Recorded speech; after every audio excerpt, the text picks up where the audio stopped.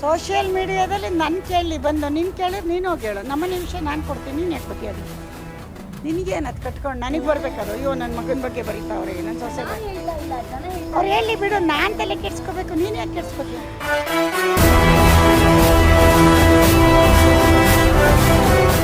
Social ಮೀಡಿಯಾದಲ್ಲಿ ಚರ್ಚೆ ಆಗುವಂಥ ವಿಷಯ ಏನು ಅಂತ ಹೇಳಿದರೆ, ಅಮ್ಮ ಮಗ ಸರಿಯಾಗಿ ಮಾತಾಡ್ತಾ ಇಲ್ಲ ಅನ್ನುವಂಥದ್ದು. ಅಮ್ಮನಿಗೂ ಆಗಲ್ಲ, ಇನ್ನೊಂದು ಅತ್ತೆ ಸೊಸೆಗೂ ಗಲಾಟೆ ಆಗಿದೆ ಇನ್ನುವಂಥ ಕೆಲವೊಂದು ವಿಷಯಗಳು ಬರ್ತಾ ಇದೆ. ಸೊ ಇದಕ್ಕೆ ಕ್ಲಾರಿಟಿ ಕೊಡಬೇಕು ಅಂತ ಇದ್ದರೆ ನೀವೇನು ಹೇಳ್ತೀರಾ? ನಿನಗೆ ಯಾರು ಹೇಳಿದ್ರು ಅವ್ರನ್ನ ಹೋಗಿ ಕೇಳು. ನಿನಗೆ ಯಾರು ಹೇಳಿದ್ರು, ಯಾರು ಸೋಷಿಯಲ್ ಮೀಡಿಯಾದಲ್ಲಿ ಹಾಕಿದ್ದಾರೆ, ನೀನು ಹೋಗಿ ಅವ್ರನ್ನ ಕೇಳಬೇಕು.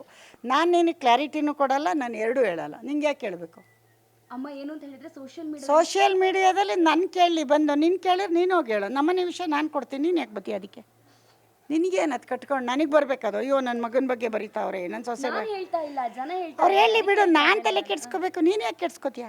ನಮಗೆ ನೀವು ಸಿಕ್ಕಿದ್ರಲ್ಲ. ಅಲ್ಲಮ್ಮ, ನೀನು ಬೇರೆ ವಿಷಯ ಮಾತಾಡೋ, ನಮ್ಮನೆ ವಿಷಯ ನಿಂಗೆ ಯಾಕೆ? ನಾವು ಜಗಳನೇ ಆಡಿದ್ದೀವಿ, ಬಂದು ಸರಿ ಮಾಡ್ತೀಯಾ?